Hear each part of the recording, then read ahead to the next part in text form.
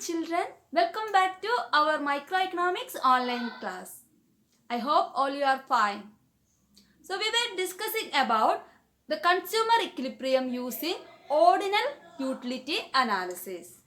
In ordinal utility analysis, utility is measured in qualitative order like first preference, second preference, third preference, etc. That means it is measured in ranks. There are two concepts related to ordinal utility analysis. They are budget line and indifference curve. In the last class, we have discussed about budget line. What is budget line? A budget line represents the different bundle that the consumer can purchase spending his entire income at given price. The next one is indifference curve. So today we will discuss about indifference curve. What do you mean by indifference curve? So let us enter into the class. Indifference curve. The theory of indifference curve was propounded by Hicks and Allen. These were the people who took the initiative for explaining indifference curve. It is an ordinal measurement of utility. There is an important term related to indifference curve is scale of preferences. So what is scale of preferences? It refers to ranking of preference by the consumer. As we said earlier, in ordinal analysis, we do not measure utility but we rank in the order of utility derived from each bundle.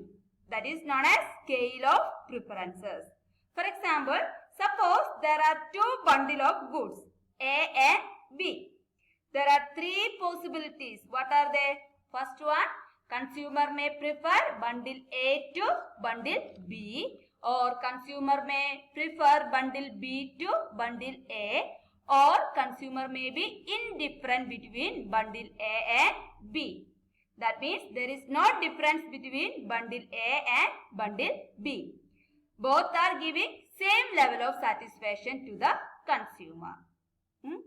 So, what is indifference schedule? An indifference schedule may be defined as a schedule or a table of various bundles of goods that give equal level of satisfaction to the consumer. That means any bundle from indifference schedule will give the consumer equal level of satisfaction. They are indifferent. That means there is no difference between these bundles. The tabular presentation of various bundle of goods that give equal level of satisfaction is known as indifference schedule. So here is the indifference schedule. What about indifference curve? An indifference curve is a graphical presentation of indifference schedule. That is the locus of point of different bundles that give same level of satisfaction. In the schedule we see that there are two goods, good 1 and good 2. In indifference analysis, I try to understand the relationship between these two goods. What is the combination of quantities of two products that consumer would consume? Then the combination A gives 1 unit of good 1 and 12 unit of good 2. Then bundle B gives 2 unit of good 1 and 8 unit of good 2. And what about the C? C bundle gives 3 unit of good 1 and 5 unit of good 2. And D includes 4 unit of good 1 and 3 unit of good 2. And bundle E includes 5 unit of good 1 and 2 unit of good 2. Please remember, all this combination, the utility derived by the consumer is same. From the schedule, we can derive the indifference curve. In the x-axis, we have good 1 and in y-axis, we have taken good 2. So, the first combination would be 1 unit of good 1 and 12 unit of good 2. So it is plotted in A, point A. So point A represents 1 unit of good 1 and 12 unit of good 2. Then similarly we plot the point B, C, D and E. When we join all these points that we get is called indifference curve. Why it is called indifference curve? Because the consumer would be indifferent between this combination. That is, when he choose any point from indifference curve, give him same level of satisfaction. That is known as indifference curve. Next we are moving to understand slope of indifference curve. The slope of indifference curve is known as marginal rate of substitution, MRS. As per our assumption, consumer spent his entire income on good 1 and good 2. So if we want to buy one more unit of good 1, we want to reduce the quantity of good 2. So MRS means the rate at which a consumer will forego or sacrifice the successive unit of one good for a marginal increase of another goods. So what is MRS? The rate at which the consumer is ready to sacrifice a good for another good. So MRS shows how much quantity of good 2 is sacrificed for getting additional unit of good 1. That is the slope of indifference curve. The marginal rate of substitution or MRS is the slope of indifference curve. Then, in our previous example, there are two goods, goods 1 and good 2. At combination A, consumer has 1 unit of good 1 and 12 unit of good 2. When the consumer wants to increase the quantity of good 1 from 1 to 2, what does he do? He sacrifices 4 unit of good 2. That is from 12 to 8. So the MRS is 8. So how can we calculate MRS? MRS is equal to change in the quantity of good the consumer is willing to sacrifice divided by change in the quantity of good the consumer is willing to gain. That is sacrifice by gain. So MRS is equal to change in good 2 by change in good 1.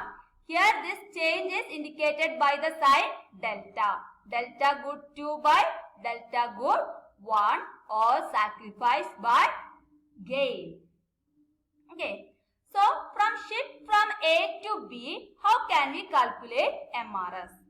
So change in good 2 is calculated by 12 minus 8.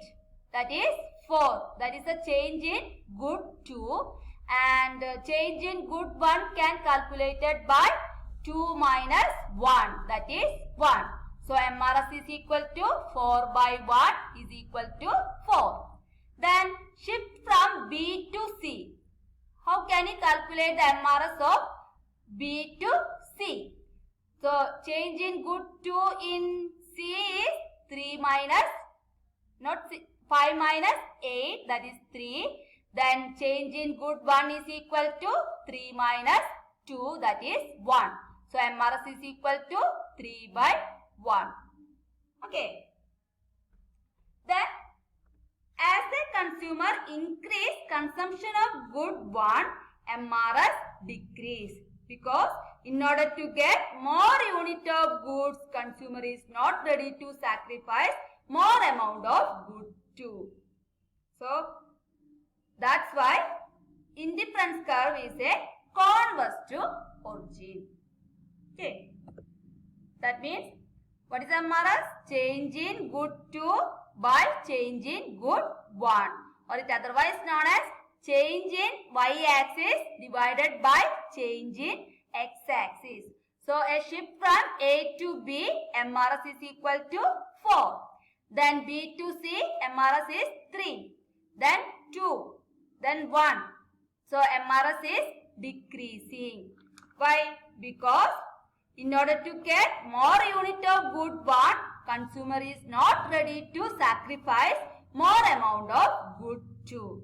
That's why IC curve is, that is indifference curve is convex to origin. So this is the origin, then indifference curve is convex to origin.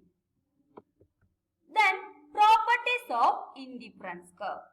First property is an indifference curve slope downwards. It means that an indifference curve has a negative slope. It is because if the consumer wants to have more unit of good one, he will have to reduce the number of unit of another good in order to maintain the same level of satisfaction. So in the diagram we can see, in order to get one more unit of good one, he have to sacrifice good 2. That's why indifference curve is always downward sloping. The next property of indifference curve is an indifference curve is convex to the point of origin. We have already discussed about this. It is because of diminishing MRS or slope of indifference curve. In order to gain an additional unit of good one, the consumer prepared to give up less and less unit of good 2. This causes diminishing MRS and accordingly IC curve is convex to origin. Okay. Moving from A to B, the consumer sacrifice 4 units, that is MRS is 4. Then moving from B to C, he is willing to sacrifice 3 units of good 2, then 2, then 1. Okay. So it implies that he is prepared to give up less and less unit of good 2 to gain additional unit of good 1. In other words, MRS diminishing.